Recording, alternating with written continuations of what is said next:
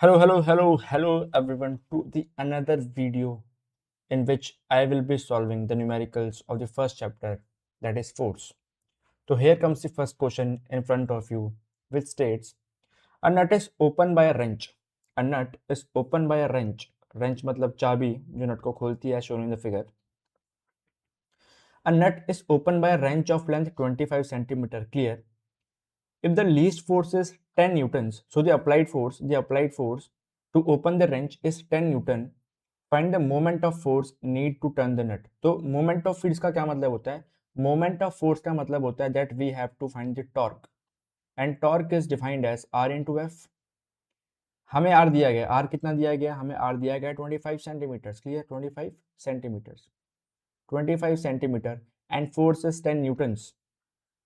So I can simply say that torque is 250 Newton centimeter, and if you convert 25 centimeter into meters, so that will be 0.25 meters, and if you multiply it by 10, you will get 2.5 Newton meter.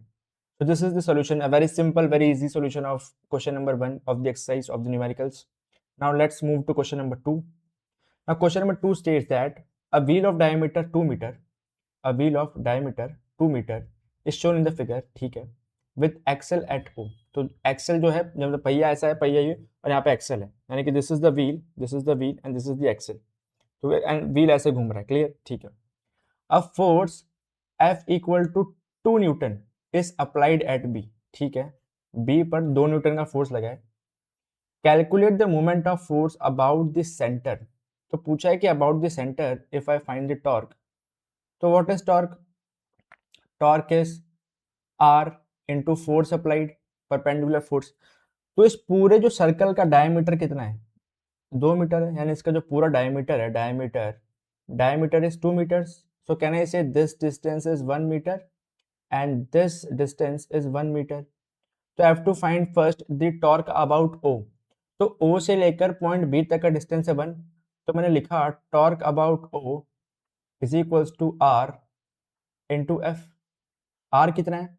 R मेरा है 1 metre and force कितना है? 2 Newton's.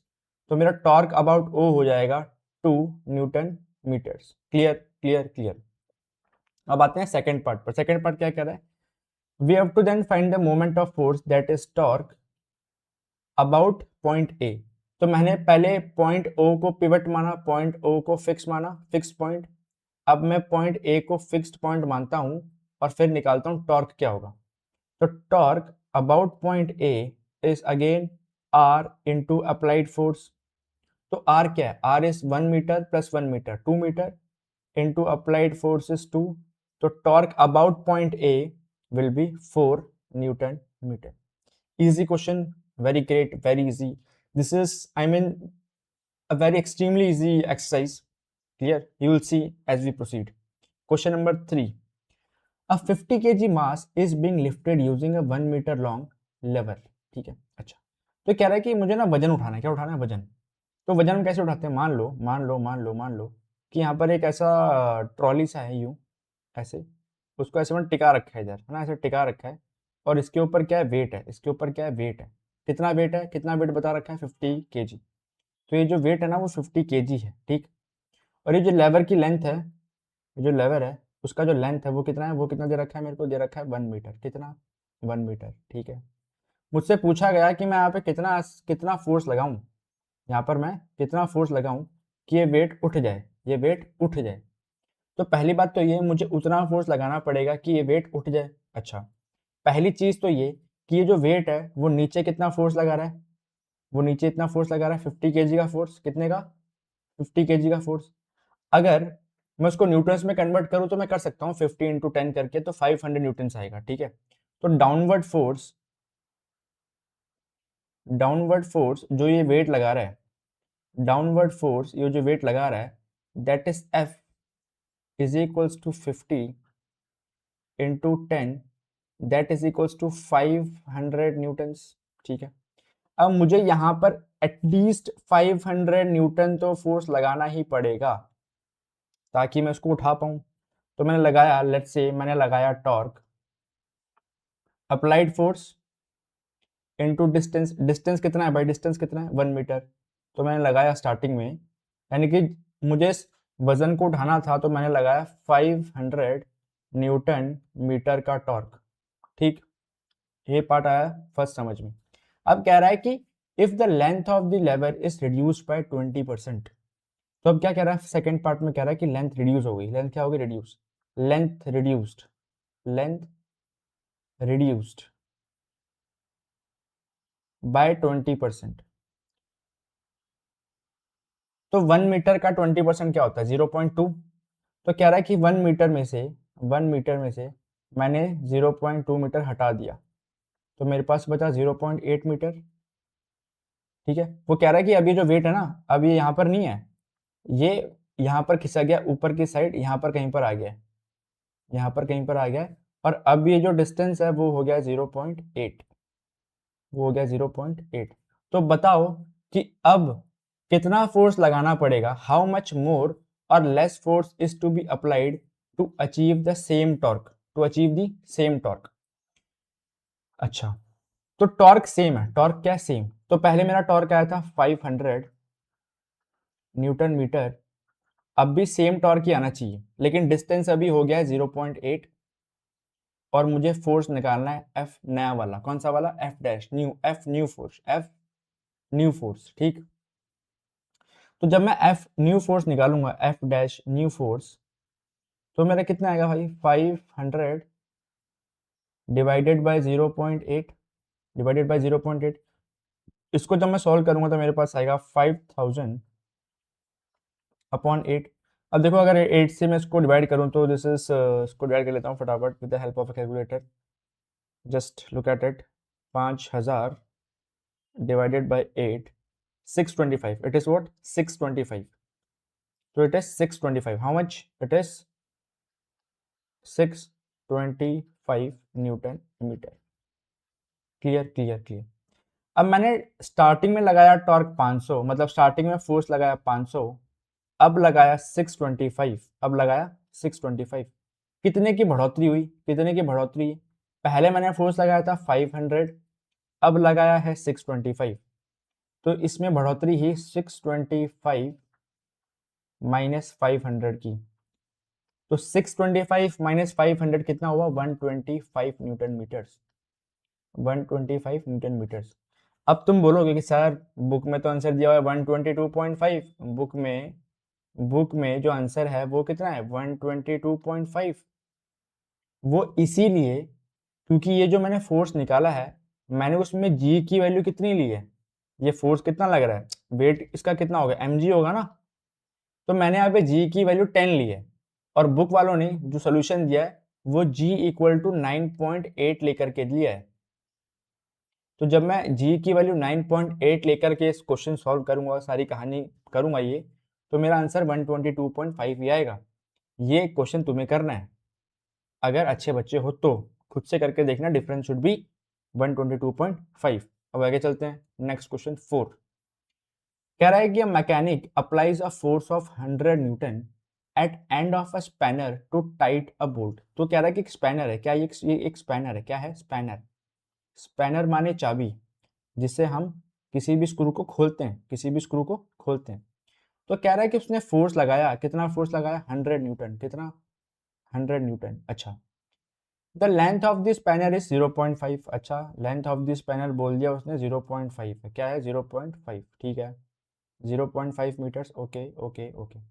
How much torque is exerted on the bolt if the mechanic increases the force applied by 20। अच्छा, पहले हम निकालते हैं कि इस केस में टॉर्क कितना, फर्स्ट केस में टॉर्क कितना, तो मैंने निकाला टॉर्क फर्स्ट केस के लिए, डिस्टेंस है मेरा 0.5, और जो मेरा अप्लाइड फोर्स है वो है 100, तो मुझे जो मेरा टॉर्क है वो कितना है 50 न्यूटन मीटर। ठीक है, फर्स्ट केस में। सेकंड केस में बोला इसने, सेकंड केस में बोला how much torque is exerted on the bolt, तो हमने निकाला 50 newton metre. If the mechanic increases the force applied by 20%, तो उसका न्यू फोर्स कितना हो गया, उसका न्यू फोर्स हो गया 20% बढ़ गया, पहले 100 था 20% बढ़ा, तो न्यू फोर्स कितना हो गया 120 न्यूटन। अच्छा, but holds the spanner closer at 0.5 metres, लेकिन वो कह रहा है कि अब वो स्पैनर को एंड पॉइंट पर नहीं पकड़ रहा, यहाँ पकड़ा हुआ है, यहाँ फोर्स लगा रहा है इस पॉइंट पर। कितना दूर, कितना दूर, 0.4 मीटर दूर। तो बताओ कि अब नया टॉर्क क्या होगा। तो मैंने देखा कि जो नया टॉर्क है उसको मैंने लिख दिया टी डैश, नया फोर्स 120 न्यूटन और नया डिस्टेंस 0.4। तो दिस इज 12 इंटू फोर कितना होता है 48। तो 48 न्यूटन मीटर। मैंने फोर्स को बढ़ाया कितना 20%। तो मैंने 120 न्यूटन फोर्स लगाया, बट उतना फोर्स लगाने के बावजूद भी 20 न्यूटन फोर्स बढ़ाने के बावजूद भी जो नया टॉर्क है वो 48 है, जो कि पहले वाले टॉर्क से कम है। तो इस क्वेश्चन से मुझे ये पता चलता है कि जो डिस्टेंस है उसकी कितनी इंपॉर्टेंस है। जो डिस्टेंस है पिवट पॉइंट से अप्लाइड फोर्स, ये मेरा पिवट पॉइंट से, ये जो मेरा जो एप्लीकेशन ऑफ फोर्स है वो डिस्टेंस इज वेरी इंपॉर्टेंट। जितना लंबा डिस्टेंस होगा उतना ज्यादा फोर्स ट्रांसफर करेंगे, उतना ज्यादा आसान होगा हमारे लिए किसी चीज को करना, किसी बोल्ट को खोलना। ठीक, आगे चलते नेक्स्ट क्वेश्चन दैट इज 5। कह रहा है कि steering wheel of diameter 0.5 metre, ठीक है, उसका डायमीटर क्या है भाई, उसका डायमीटर बोला गया 0.5। कितना बोला गया 0.5, ठीक है। उसका डायमीटर मैंने लिखा 0.5 metre, okay. Is rotated anti clockwise by applying two forces each of magnitude 6 newton. तो उसको एंटी क्लॉकवाइज घुमाया गया। कैसे घुमाया गया, एंटी क्लॉकवाइज। 6 न्यूटन फोर्स लगा करके इस तरीके से, एक ऊपर की साइड और एक नीचे की साइड। ठीक है, draw the diagram to show the application. हमने डायग्राम ड्रॉ कर दिया, ठीक है। Calculate the moment of force. तो यहाँ पे देखो there are two forces, there are two equal there are two equal and opposite forces, there are two equal and opposite forces. अब मेरे पास जब two equal and opposite forces हैं तो जाहिर सी बात है कि हमें पता है कपल के बारे में। किसके बारे में, कपल। कपल क्या होता है, pair of two forces which are equal and opposite. तो जब मेरे पास कपल ऑफ फोर्सेस होते हैं, यानी कि दो फोर्सेस होते हैं, कपल मतलब कि दो, है ना, couple, girlfriend boyfriend couple, couple, तो कपल मतलब दो। तो टॉर्क ऐसे केस में माना जाएगा either force multiplied by perpendicular distance. तो आइदर फोर्स यानी कि कोई भी एक फोर्स ले लो, तो दोनों 6 न्यूटन है, दोनों इक्वल है, कोई भी एक ले लो, 6 न्यूटन ले लिया मैंने। कितना, 6 न्यूटन। और उनके बीच की दूरी कितनी है, 0.5। तो मेरा आंसर आया कितना, 3 न्यूटन मीटर। कितना, 3 न्यूटन मीटर हमारा आंसर आया। तो बहुत ही आसान क्वेश्चन है, इतना कोई टफ तो लगा नहीं मेरे को अभी तक कुछ, बट काफी आसान सा क्वेश्चन है। हम चलते हैं अगले क्वेश्चन पे, that is question number 6। Question number 6 में शुरू करने से पहले मैं तुम्हें बात बताना चाहता हूँ, दैट इज हमने पढ़ा था क्या, हमने पढ़ा था कि प्रिंसिपल ऑफ मोमेंट्स, है ना। हमने एक चीज पढ़ रखी है that is called principle of moments. Principle of moments, जैसे कि हमने ये principle of moments I have covered in the previous video, तो एक बार देखना जरूर। उसमें हमने कहा था कि clockwise moments is equals to anti clockwise moments. कहने का ये मतलब है कि वो टॉर्क जो किसी भी ऑब्जेक्ट को क्लॉकवाइज घुमाता है इज इक्वल्स टू वो टॉर्क जो किसी भी ऑब्जेक्ट को एंटी क्लॉकवाइज घुमाता है।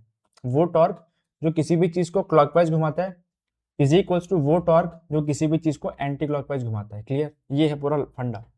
अब आते हैं इस क्वेश्चन पर। क्वेश्चन क्या कह रहा है, क्वेश्चन कह रहा है कि the diagram in figure 1.29 shows two forces 5 newton, ठीक है, एंड 3 न्यूटन, ठीक है, acting at point A and B respectively, ठीक है, of a rod pivoted at point O.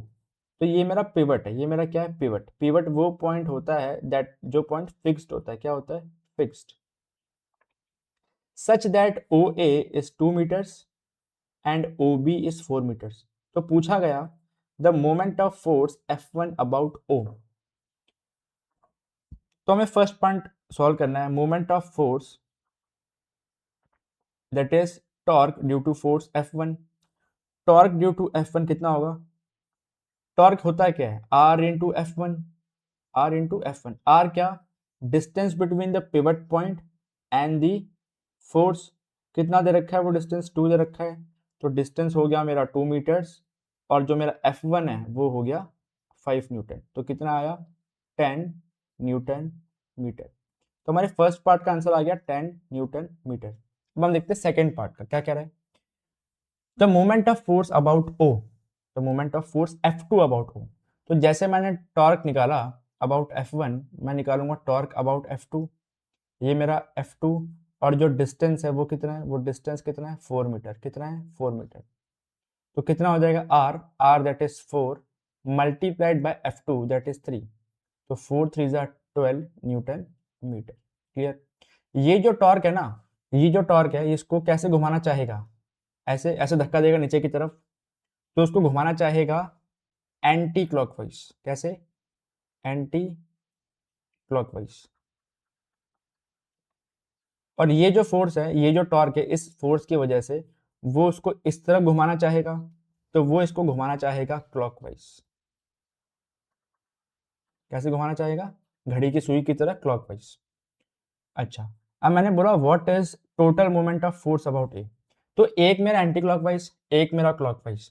तो मेरा क्लॉकवाइज ज्यादा है ना, क्लॉकवाइज ज्यादा है, तो हम लिखेंगे नेट टॉर्क, नेट टॉर्क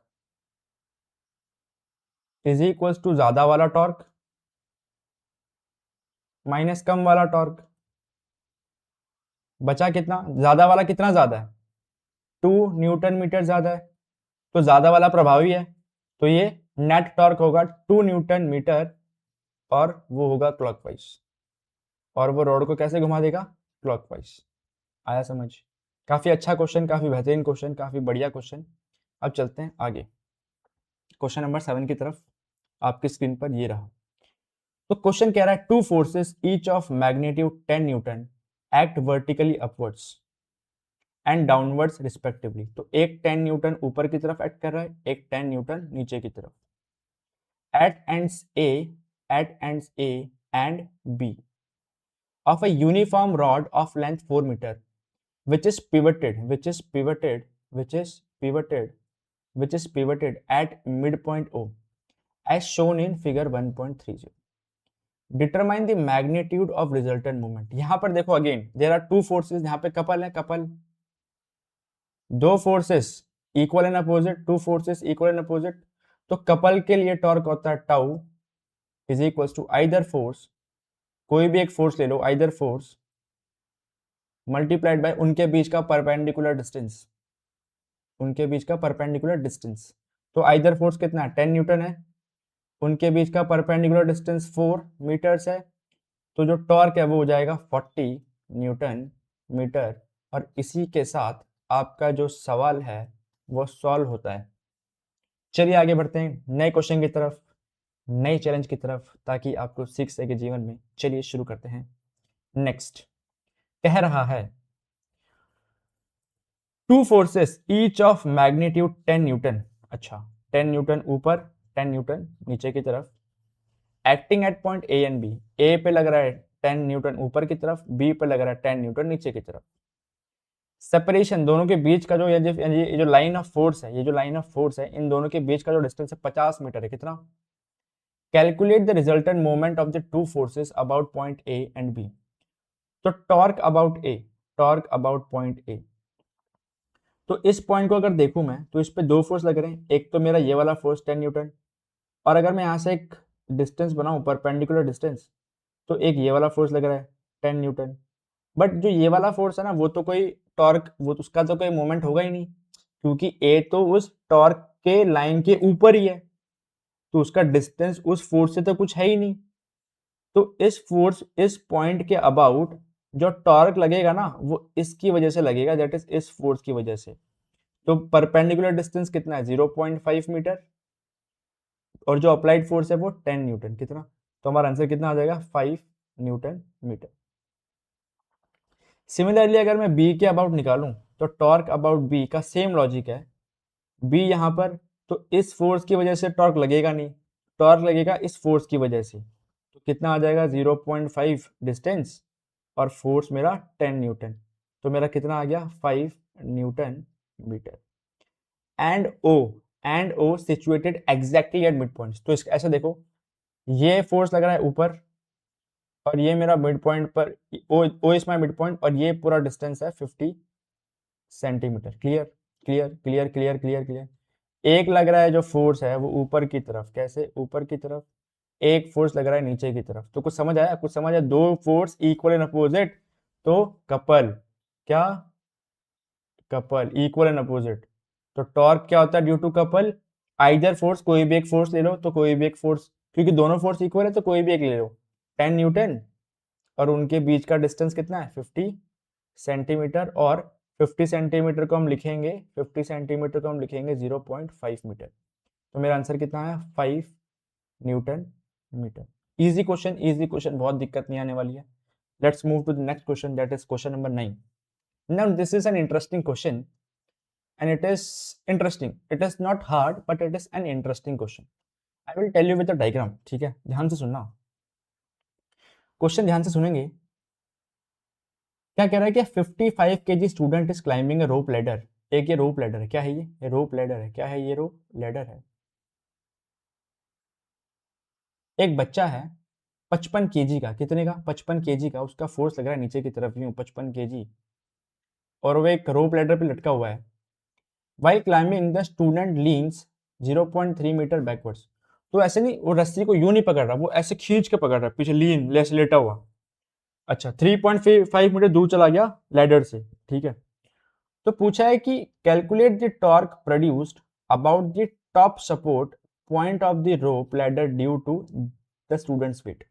तो डायग्राम ना कुछ इस तरीके से देखो, ये ऐसे कुछ है कि बच्चा लीन कर गया, बच्चा क्या कर गया, लीन कर गया, कितना 0.35 मीटर लीन कर गया। अच्छा ठीक है, उसका वेट लग रहा है नीचे, ये वाला वेट उसका लग रहा है नीचे 55 kg, ठीक है। तो कह रहा है कि इसके अबाउट टॉर्क बताओ, इसके अबाउट टॉर्क बताओ। तो देखो ये देखो, ये मेरा परपेंडिकुलर डिस्टेंस है, ये मेरा क्या है परपेंडिकुलर डिस्टेंस, और ये मेरा अप्लाइड फोर्स। तो हम टॉर्क कैसे निकालेंगे, torque is force that is 55 kg into 10 mg multiplied by distance 0.35, 0.35। तो ऐसे लेटा हुआ है ना, तो टॉर्क लगेगा 0.35 इंटू 55 इंटू 10। तो मेरा कितना हो गया 55 55 55 इंटू 3.5, 55 इंटू 3.5 को अगर मैं सॉल्व करूं तो आएगा मेरा 55 55 into 3.5 is 192.5, 192.5 nanometers. How much? Nanometers. Now second question is explain why the ladder starts swinging.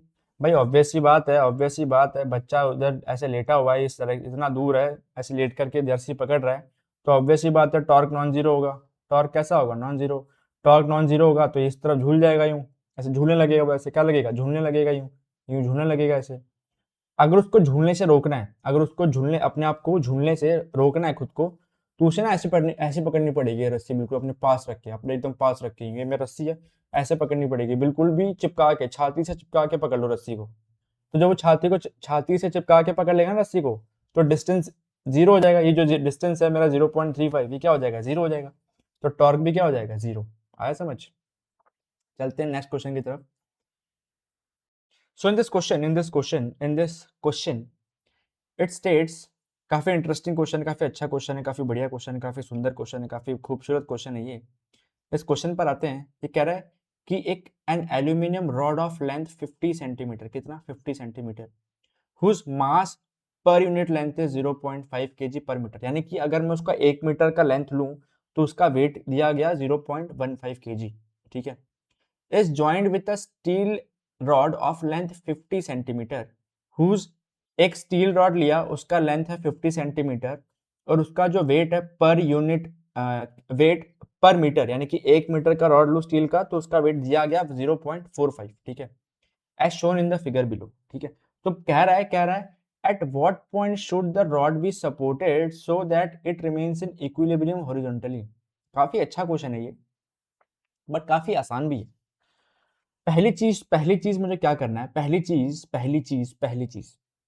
पहली चीज मुझे निकालना है मास ऑफ द रॉड। पहली चीज मुझे निकालना है मास ऑफ रॉड। तो हम पहले निकालते हैं मास ऑफ रॉड किसका, एल्यूमिनियम का, एल्यूमिनियम।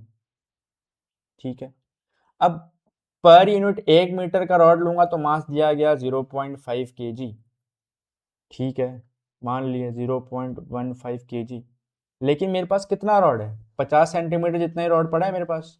50 सेंटीमीटर मतलब 0.5, तो ये अगर मेरा 0.075 kg, 0.075 kg करके देख लो, करके देख लो, भरोसा नहीं तो ले ले ले ले ले ले ले 0.15 इंटू 0.5, ले भाई ले 0.075 आ रहा है कि नहीं आ रहा, यार तुम लोग ऐसे कर रहे हो। ठीक है, अब ये जो मास है ना, अब ये मेरा कैसा है, यूनिफॉर्म रॉड है। कैसा, यूनिफॉर्म रॉड, क्या है, यूनिफॉर्म रॉड है। यानी कि मास डिस्ट्रीब्यूशन कैसा, यूनिफॉर्म। तो उसका जितना भी वेट होगा वो यहाँ पे एक्ट करेगा, कहाँ पर, यहाँ पे एक्ट कर रहा होगा। यानी कि उस रॉड का जो भी सेंटर ऑफ मास है, जहाँ पे वो बैलेंस कर लेगा, जहाँ पे वो बैलेंस करेगा, वो कहाँ पर है, इस पॉइंट पर है। किस पॉइंट पर, मान लो ये पॉइंट मैंने इसको नाम दिया, इस पॉइंट को मैंने नाम दिया ए। यानी कि ए पॉइंट पर उसका सारा मास कॉन्सेंट्रेटेड है। तो उसका वेट हमें मिला 0.0.075 kg। ठीक, सिमिलरली जो स्टील का वेट है, मास ऑफ रॉड, यानी कि स्टील का जो रॉड है उसका जो मास है वो कितना होगा, 0.0.0.4545 इंटू 0.5। कितना आंसर आएगा, कैलकुलेटर से करूंगा, टाइम वेस्ट नहीं करे ना। 0.45 इंटू 0.5, ये 0.225। How much, 0.225, 0.225 kg, 0.225 kg। ओखाई, ओखाइस, ओखाइस। पूछा है कि इस पॉइंट को मैं कहाँ बैलेंस करूं कि साला ये रुक जाए, स्टेबल हो जाए, स्टेबल, ऐसे झूले ना।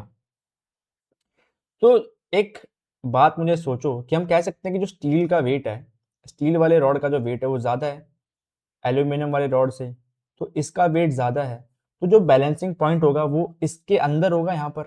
यहाँ मान लिया मैंने, क्या ये मेरा पिवट पॉइंट है, यहाँ पे बैलेंस हो जाएगा। क्या हो जाएगा, क्योंकि स्टील का वेट ज्यादा है तो वो ज्यादा वेट की तरफ बैलेंस होगा। जैसे अब सुनो, मान लो एक डंबल है, मान लो क्या एक डंबल है, ऐसा डंबल है यूं, ये।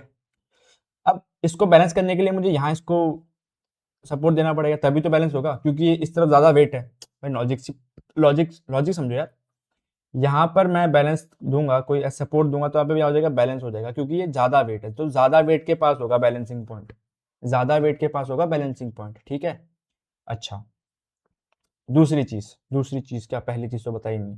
हाँ, तो पहली चीज क्या, पहली चीज ये कि मान लो जो डिस्टेंस है ना यहाँ से, इस पॉइंट से, मान लो ये मेरा पॉइंट है P, ये है मेरा पॉइंट Q, ये है मेरा पॉइंट R, ये है मेरा पॉइंट O। तो यहां से मान लो ये जो पिवट पॉइंट है उसका डिस्टेंस हो गया x। ठीक है, ये जो डिस्टेंस है O तक का वो हो गया x। कितना हो गया, x। अब ये डिस्टेंस कितना होगा, ये डिस्टेंस कितना होगा, 25 सेंटीमीटर। सिमिलरली ये डिस्टेंस क्या होगा, 25 सेंटीमीटर। ठीक है, अब ये देखो, ये भी तो फिर 25 होगा, यहां से लेके यहां तक भी तो 25 होगा। तो ये मेरा पूरा 50 और ये यहां तक 25। तो ये डिस्टेंस कितना हुआ, यहां से लेकर यहां तक, इस पॉइंट तक। तो ये मेरा हो गया 75 सेंटीमीटर। 75 सेंटीमीटर। अच्छा अच्छा अच्छा, बहुत बढ़िया, यहाँ तक तो मतलब क्या बात है, किल कर दिया sir, kill kill, you have just killed. Wine, हम कलर यूज करते हैं ग्रीन। ठीक है, तो मैंने बताया कि यहाँ से लेके यहाँ तक का डिस्टेंस है 75, 75। ये डिस्टेंस है x, तो ये डिस्टेंस कितना हुआ, 75 माइनस x। पिवट पॉइंट से यहाँ तक का डिस्टेंस हुआ 75, ये डिस्टेंस 75 माइनस x हुआ कि नहीं हुआ, हुआ सर, बिल्कुल हुआ, बिल्कुल, क्या बात है सर, क्या बात है, क्या बात है। अच्छा, अब मुझे मान लो ये डिस्टेंस निकालना है कितना, तो ये तो 25 है ही है, ये तो 25 है यही, ये तो 25 है ही है। ये डिस्टेंस कैसे निकालूंगा, यहाँ से लेकर यहाँ तक का डिस्टेंस, ये डिस्टेंस कैसे निकालूंगा, दिखना चाहिए भाई, रेड पेंसिल यूज करता हूँ।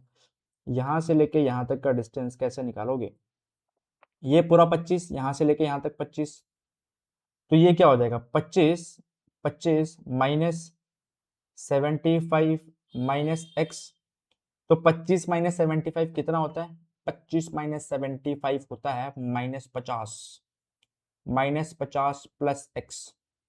और यहाँ से जब इस पॉइंट से लेकर के इस पॉइंट तक का डिस्टेंस निकालूंगा, तो ये जो मेरा डिस्टेंस आया ये वाला, वो आया मेरा -50 प्लस एक्स, उसमें 25 और ऐड कर दो, उसमें 25 और ऐड कर दो, तो मेरा ये डिस्टेंस आ जाएगा यहाँ से लेके यहाँ तक, वो कितना हो जाएगा एक्स -25, कितना x -25, तो ये मेरा हो गया x -25 यहाँ तक, कहाँ तक, यहाँ तक।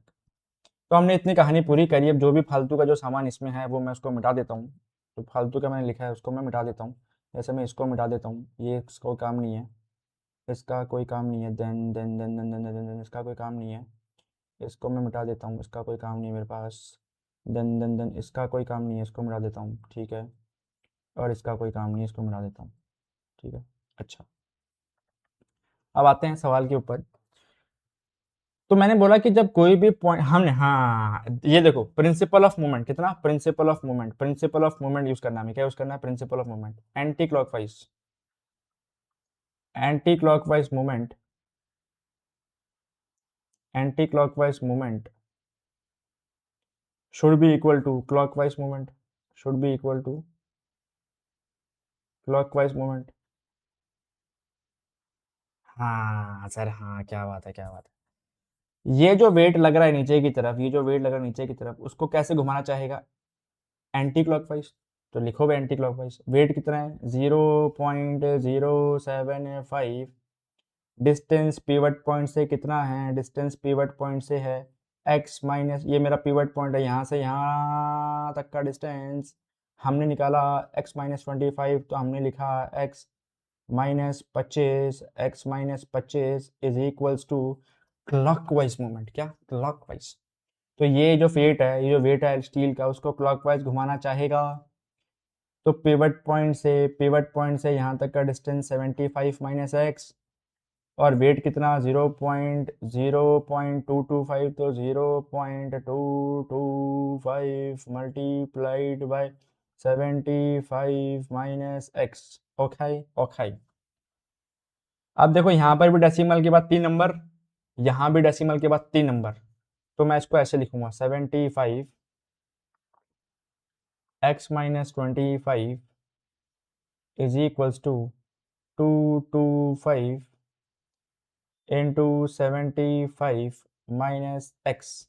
Clear clear clear. मैं बहुत ही सिंपल सा एक लॉजिक बताता हूँ। 25 के टेबल में 25 into 3 is 75, 25 into 9 is 225, 3 one ज़ा 3, 3 3 ज़ा 9, x minus 25 is equals to 75 into 3 कितना होता है, 75 इंटू 3 तो 150, 150 तो 150, 225 कितना 225 माइनस 3x। इसको जब हम सॉल्व करेंगे तो आएगा 3x जाएगा उधर, तो हो जाएगा x plus 3x equal to 25 आएगा इधर, तो 225 प्लस 25, तो ये हो जाएगा मेरा 4x, और ये हो गया मेरा 250, कितना 250। अब इसको कर लो, x की वैल्यू आ जाएगी 250, 250 अपॉन 4, तो 250 अपॉन 4 कितना होता है, 250, 250 upon 4 is 62.5, how much 62.5, 62.5, 62.5 centimetre, कितना सेंटीमीटर, तो x की वैल्यू क्या है 62.5। इसी के साथ मेरा क्वेश्चन समाप्त। चलते हैं अगले क्वेश्चन पे। तो अब ये जो क्वेश्चन कह रहा है ना, ध्यान से पढ़ते हैं। अब सारे क्वेश्चन आसान है, अब किसी भी क्वेश्चन में कोई भी दिक्कत नहीं आएगी। The diagram below shows a uniform supported uniform bar supported at the midpoint O, a weight 40 gram force is placed at a distance of 40 centimeters from left of point O. How can you balance the bar with a weight of 80 gram force? तो कह रहा है कि एक 80 gram force मुझे रखना है इस side, right hand side, such that ये जो है ना बैलेंस हो जाए। क्या हो जाए? बैलेंस हो जाए। तो अभी स्केल पर ध्यान मत दो। हमें पता है कि anti clockwise movements equal to clockwise movements. हमें पता है कि anti clockwise movement equal to clockwise movement. तो ये देखो, इसका फोर्स नीचे की तरफ 40 ग्राम फोर्स, डिस्टेंस कितना है? Distance is 40 centimetre. सिमिलरली मान लो मैंने यहाँ पे वेट रखा, कितना वेट रखा? 80 ग्राम फोर्स। डिस्टेंस मेरे को नहीं पता तो मैंने x मान लिया। क्या मान लिया? x मान लिया। तो ये एंटी, ये क्लॉक, ये इसको इस तरफ घुमाएगा, ये इसको इस तरफ घुमाएगा। दोनों को बैलेंस होना है, दोनों को बैलेंस होना है, तभी तो ये रॉड इक्विलिब्रियम में रहेगा। तो हम निकालते हैं anti clockwise movement. Anti clockwise movement क्या होगा? 40 gram force multiplied by 40 is equals to x multiplied by 80। तो 40 को अगर मैं 2 से करूँ तो आएगा 80। तो 40 अपॉन 2 इज x। तो x is equals to 20 centimetre. तो ये जो नया वेट है 80, ये जो नया वेट है 80 ग्राम फोर्स, उसको मुझे रखना पड़ेगा 20 सेंटीमीटर पे यहाँ पर। तब मैं इस वेट को यहाँ रखूंगा इस पॉइंट पर, तो वो हो जाएगा बैलेंस। क्या हो जाएगा? बैलेंस। आगे चलते हैं क्वेश्चन नंबर 12। हाँ 12 कहाँ गया भाई? 11, ये रहा 12। तो 12 क्वेश्चन में कहा गया, कहा गया figure shows a uniform metre rule. एक मीटर रूल है, एक स्केल है, placed on a fulcrum. Fulcrum मतलब पिवटी होता है, ठीक है। At its mid point O having 40 gram force at 10 centimetre mark. यहाँ पर 40 gram force at 10 centimetre mark and a weight 20 gram force at 90 centimetre mark. Is the metre rule in equilibrium? If not how will the rule turn? तो कह रहा है कि क्या ये metre rule equilibrium में है? तो अगर anti clockwise movement equal to clockwise movement आ जाता है तब तो ये इक्विलिब्रियम है, अदरवाइज नहीं है। तो हम पहले निकालते हैं एंटी क्लॉकवाइज मूवमेंट। कौन सा? हम निकालते हैं पहले एंटी क्लॉकवाइज मूवमेंट। तो जो एंटी क्लॉकवाइज मूवमेंट होगा वो होगा ये, इसको एंटी घुमाएगा, एंटी एंटी एंटी। तो 40 gram force multiplied by perpendicular distance कितना होगा? 10 सेंटीमीटर। यहाँ पर 10, 20, 30 और ये 40 सेंटीमीटर। तो जो एंटी क्लॉकवाइज मूवमेंट हुआ वो हुआ 1600 ग्राम फोर्स सेंटीमीटर। अब मैं निकालता हूँ क्लॉकवाइज मूवमेंट। कितना? Clockwise movement. अब मैं निकालता हूँ क्लॉकवाइज मूवमेंट। तो क्लॉकवाइज मूवमेंट जो कितना होगा? 20, क्लॉकवाइज मूवमेंट कितना होगा? 20 ग्राम फोर्स, और डिस्टेंस कितना है? 10, 20, 30, 40। तो कितना? 40 सेंटीमीटर। तो जो क्लॉकवाइज मूवमेंट है वो कितना है? 800 ग्राम फोर्स सेंटीमीटर। अब ये देखो कि क्लॉकवाइज में और एंटी क्लॉकवाइज में बड़ा कौन सा? तो एंटी बड़ा। दोनों सेम तो है नहीं, दोनों अगर सेम होते तो बैलेंस होता, लेकिन एंटी बड़ा है। तो इस केस में वो एंटी क्लॉकवाइज घूम जाएगा, ठीक, घूम जाएगा। सेकेंड पार्ट में बोल रहा है how can the rule be brought in equilibrium by using additional weight of 40 gram force. कह रहा है कि मेरे पास एक और एडिशनल ग्राम है, एक और वेट है 40 ग्राम फोर्स का, उसको मैं ऐसा कहाँ रखूं कि वो बैलेंस हो जाए। क्या हो जाए? बैलेंस। अब देखो हमने फर्स्ट केस में निकाला था कि वो घूम जाता है एंटी क्लॉकवाइज, तो एंटी क्लॉकवाइज मूवमेंट ज्यादा है, तो ये ऐसे घूमने की कोशिश करेगा और करेगा भी। तो मुझे यहाँ कहीं पर कोई फोर्स, यहाँ कहीं पर एक वेट रखना पड़ेगा 40 ग्राम फोर्स पिवट से x सेंटीमीटर दूर, ताकि ये दोनों वेट मिलकर के उसको बैलेंस कर लें। क्या कर ले? उसको बैलेंस करेंगे। तो ये तो मुझे पता है कि एंटी क्लॉकवाइज जो मूवमेंट है वो कितना है 1600, और एक क्लॉकवाइज मूवमेंट मेरा कितना था 800, दूसरा क्लॉकवाइज मूवमेंट कितना बनना चाहिए 40 इंटू एक्स, और ये दोनों आपस में इक्वल होंगे, यानी कि एंटी क्लॉकवाइज मूवमेंट एंड ये पूरा क्लॉकवाइज मूवमेंट, तो हमें बैलेंस मिल जाएगा, इक्विलिब्रियम मिल जाएगा। तो मैं एक्स निकाल लेता हूँ। तो 16 minus 800 is 800 is equals to 40x, which implies x is equals to 800 by 40, 0 0 4 to the 8, x equal to 20 centimetre. तो ये जो वेट है ना 40, यानी कि इस पिवट पॉइंट से मैं 20 सेंटीमीटर दूर जाऊं, कितना 20 सेंटीमीटर दूर जाऊं, तो यहाँ पर मुझे 40 ग्राम फोर्स रखना पड़ेगा। और अगर मैं यहाँ से देखूं तो ये आ गया एग्जैक्टली 70 पे, कहाँ पर 70 पे। तो या तो मैं यानी कि इसका आंसर या तो हम 70 सेंटीमीटर सकते हैं, या फिर हम लिख सकते हैं कि 20 centimetre from the pivot, 20 centimetre from the pivot, from the pivot. Clear. आगे चलते हैं क्वेश्चन नंबर 13, तो पीछे रह गया था question number 13। When a boy weighing 20 kilogram force sit at a seesaw, क्या है सीसॉ, क्या है ऐसे सीसॉ है, यूं है ऐसे ऐसे ऐसे ऐसे ऐसे सीसॉ है ना। यहाँ पे एक बच्चा बैठा हुआ है, यहाँ पे एक बच्चा बैठा हुआ है ऐसे पैर करके, है ना। आई होप मैंने बच्चा सही बनाया है। ऐसे एक बच्चा बैठा हुआ है और ऐसे खेल रहा है, क्या कर रहा है खेल रहा है। उसका जो वेट है ना, उसका जो वेट है 20 kg फोर्स, 20 ग्राम फोर्स, ठीक है। At one end of a 4 metre long seesaw, तो ये 4 मीटर लॉन्ग है, कितना ये सीसो है ना, ये 4 मीटर लॉन्ग है। तो ये जो डिस्टेंस हुआ, इतना डिस्टेंस, वो मेरा 2 मीटर यहाँ से लेके यहाँ तक, और ये मेरा 2 मीटर। ठीक ठीक ठीक। How can it be brought to horizontal position by a man weighing 40 gram force. तो कह रहा है कि ये 40 ग्राम फोर्स जो एक आदमी, मान लो यहाँ पे एक आदमी बैठा है, यहाँ पर एक आदमी बैठा है, हट्टा कट्टा सा बड़ा आदमी बैठा है, उसके हाथ भी बड़े बड़े हैं, वो ऐसे बैठ गया है, वो ऐसे क्या कर गया, बैठ गया यूं, और उसने पैर ऐसे फैला लिए नीचे, ठीक है, ऐसे बैठ गया है ना। एक आदमी बैठ गया है, उसका वेट है 40 ग्राम फोर्स, कितना, तो वो कितना दूर बैठे, वो कितना दूर बैठे कि वो बैलेंस कर ले, क्या कर ले, बैलेंस कर ले।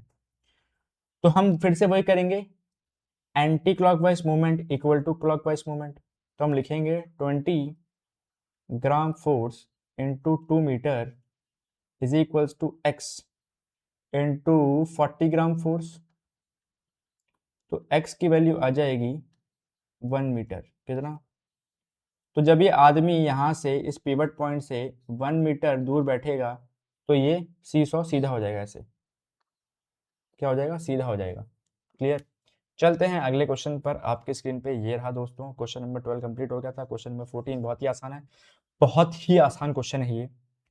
A physical balance has its arms of length 60 centimeter and 40 centimeter. What weight kept on the pan of the longer arm will balance an object of weight 100 kilogram.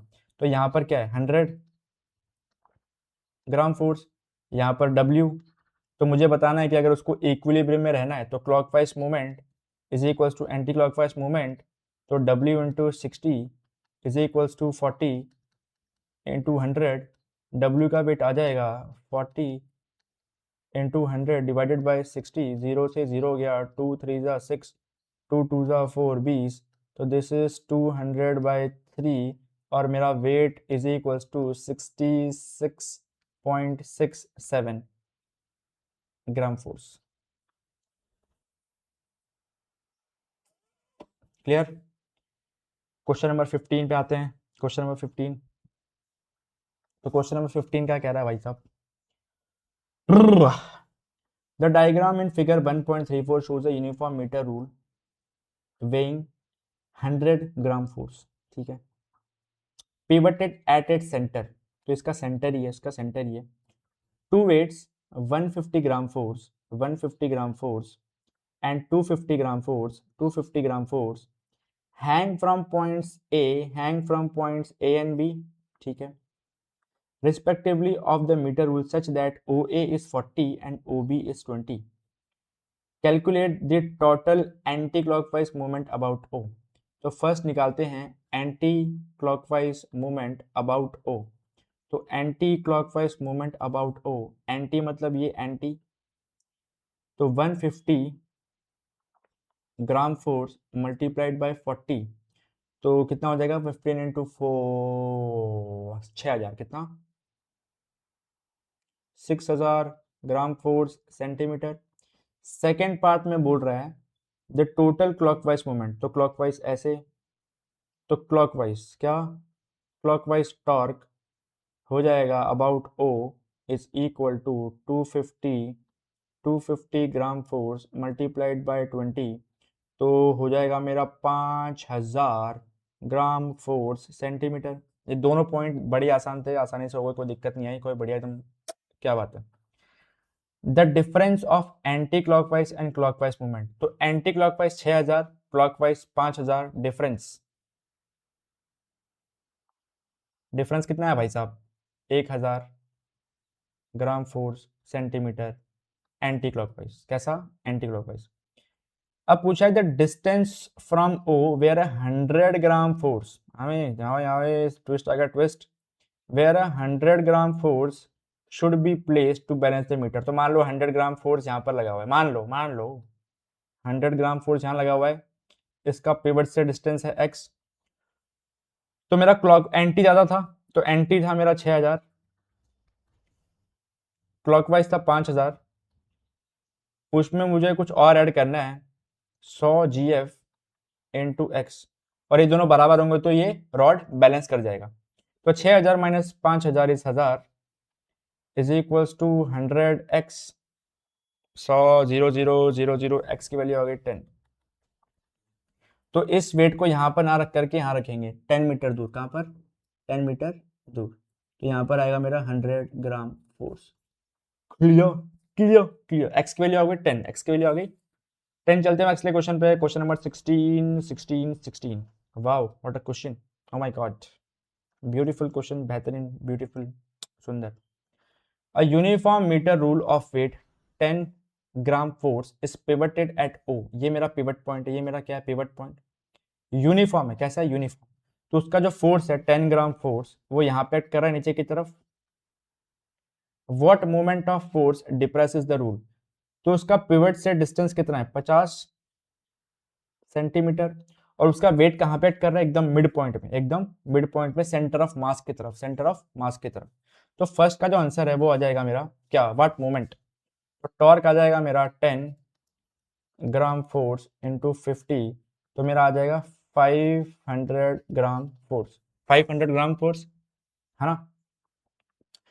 How can it be made horizontal by applying least force, तो हम least force apply करना है, least force मतलब मैं pivot point से जितना दूर जा सकूं उतना बेहतर, तो सबसे दूर तो 100 तक ही जा सकता हूं, तो ये मुझे निकालना है कि ये एफ लीस्ट फोर्स कितना होगा। तो ये मुझे कैसा प्रोवाइड कर रहा है, क्लॉकवाइज मूवमेंट, ये कैसा प्रोवाइड कर रहा है, एंटी क्लॉकवाइज मूवमेंट, तो clockwise equal to anti clockwise कर दो, वो मीटर रूल हो जाएगा balance.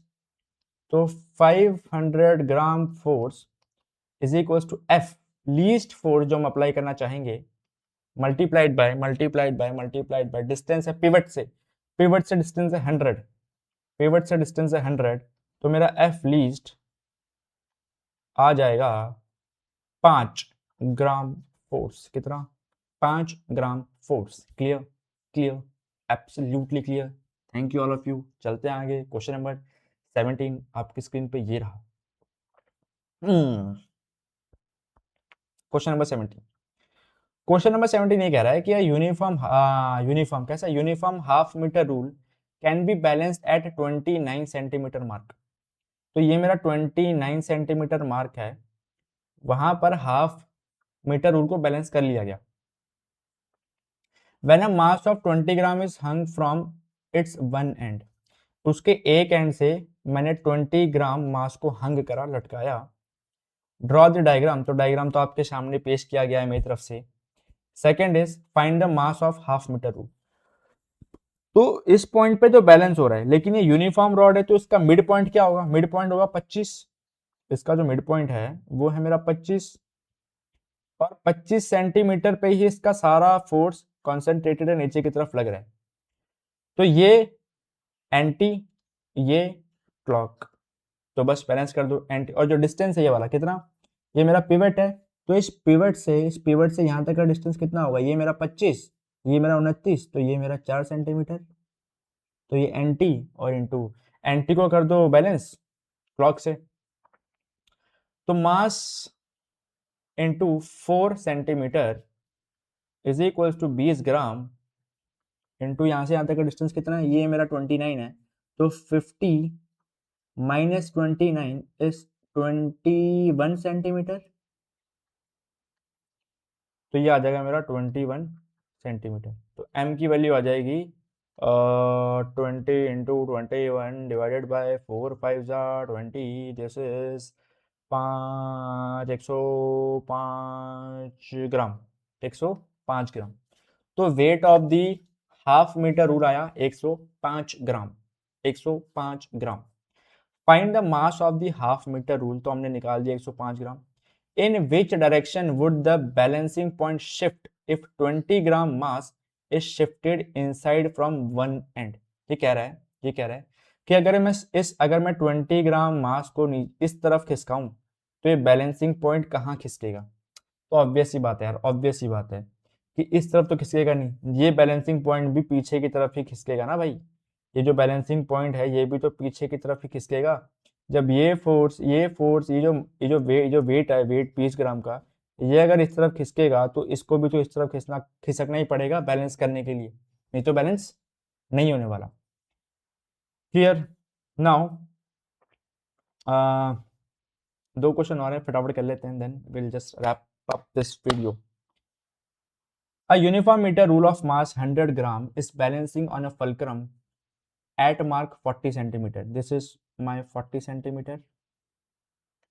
By suspending an unknown mass m at the mark 20 centimeter. तो यहाँ पर एक unknown mass है m, उसको 20 सेंटीमीटर पे सस्पेंड कर दिया गया, ठीक है। और यहाँ पर उसका एग्जैक्टली मिड पॉइंट पर उसका मास एक्ट कर रहा है स्केल का नीचे की तरफ। तो अगेन वही clockwise movement equal to anti clockwise movement, ये मेरा एंटी, ये मेरा क्लॉक। तो मैंने लिखा मास m इनटू ये डिस्टेंस कितना होगा, ये 20 है, ये 40, तो ये 20 हुआ पूरा, this is 20 centimetre, and this is 40 to 50, तो ये हो गया मेरा 10 सेंटीमीटर। तो anti into clock, m into 20 is equals to 10 into 100। तो मेरा m आ गया 1000 divided by 20, that is 50 grams. How much, 50 grams. तो ये जो मास है इसकी वैल्यू आई 50 ग्राम्स, कितना, 50 ग्राम्स, ठीक है। अभी कह रहा है, इसको मैं इरेज कर देता हूँ ताकि थोड़ा सा दिक्कत ना हो अगला क्वेश्चन सॉल्व करने में। ये हमारा 50 ग्राम मास आ गया, ठीक है। अब कह रहा है कि to which side the rule will tilt if mass m is moved to the mark 10। अगर ये जो मार्क m, ये जो मास है ये इस तरफ आ जाए 10 सेंटीमीटर की तरफ, यहाँ पर आ जाए, तो हमने फर्स्ट पार्ट में निकाला मास की वैल्यू कितनी, 50 ग्राम। तो ये 50 ग्राम वेट अगर 10 सेंटीमीटर पे आ जाए तो अब पिवट से डिस्टेंस कितना होगा, 40, तो ये 30 हो जाएगा, ये 30 और ये मेरा 10। तो अब देखते हैं कि टॉर्क क्या है। तो हम टॉर्क पहले एंटी निकालते हैं, क्या, एंटी क्लॉकवाइज टॉर्क, यानी कि moment of force anti clockwise कितना होगा, 50 ग्राम इंटू 30, 50 ग्राम इंटू 30, तो आ गया मेरा 1500 ग्राम सेंटीमीटर। और क्लॉक क्लॉक क्लॉक कितना है भाई, क्लॉक है मेरा 100 ग्राम इंटू 10, 100 ग्राम इंटू 10, तो कितना आया, 1000। तो बताओ एंटी एंटी ज्यादा है कि क्लॉक ज्यादा है, एंटी क्लॉकवाइज मूवमेंट ज्यादा है क्लॉक, तो एंटी क्लॉकवाइज ज्यादा है, तो ये घूमने लगेगा एंटी क्लॉकवाइज ऐसे, क्योंकि एंटी क्लॉकवाइज मूवमेंट ज्यादा है, एंटी क्लॉकवाइज मूवमेंट ज्यादा है। तो रिजल्टेंट मूवमेंट कितनी हो जाएगी, रिजल्टेंट मूवमेंट यानी कि resultant torque is equal to ये 500, ये 500 ज्यादा है ना, इसके मुकाबले 500 ज्यादा, तो हम लिखेंगे 500 ग्राम सेंटीमीटर। कैसे, एंटी क्लॉकवाइज, कैसे, anti clockwise. Clear? Third question, ठीक है। Fourth question is an homework for you. Homework इसीलिए क्योंकि होमवर्क मैंने दिया नहीं इस पे। How can it be balanced by another mass of 50 ग्राम? तो another mass of 50 gram, obviously ये एंटी क्लॉकवाइज घूम रहा है तो अनदर मास को यहाँ पर रखना पड़ेगा ताकि उसको बैलेंस करे। तो उसका डिस्टेंस x मान लो, पिवट से x मान लो, और उसको सॉल्व कर लो कि anti clockwise movement equal to clockwise movement, उसको सॉल्व करो, then find the value of x, then you are good to go. चलते हैं अगले क्वेश्चन पर, बहुत ही आसान लॉजिकल क्वेश्चन। इसमें कुछ भी नहीं है, एक रॉड है यूनिफॉर्म, कैसा यूनिफॉर्म रॉड है, उसका वेट लग रहा है at the mid point, weight, और दो रिएक्शन फोर्स है ऊपर की तरफ, दो रिएक्शन फोर्स है ऊपर की तरफ। तो कह रहा है in equilibrium find the reactions R1 R2। तो ये देखो यूनिफॉर्म है, कैसा है, यूनिफॉर्म रॉड है, कैसा है, यूनिफॉर्म रॉड। इसको बैलेंस करने के लिए दो रिएक्शन फोर्सेस लगे R1 R2। तो ऑब्वियस सी बात है R1 और R2 को बटना पड़ेगा। तो R1 equal to R2 is equals to W/2। तो जब ये W/2 होगा, ये W/2 होगा, तभी तो ऊपर लगेगा W। तो as simple as that, as simple as that. तो अब इसी के साथ I am closing this video. I have completed all the numericals. I hope you must have like this video. If you have liked this video and you are watching this video till this point, thanks for watching the video, and I would suggest you to share this video to all your friends so that we get motivated, we get a little support, we get a little views. I mean, views in terms of, you understand, like, thanks all of you. Goodbye.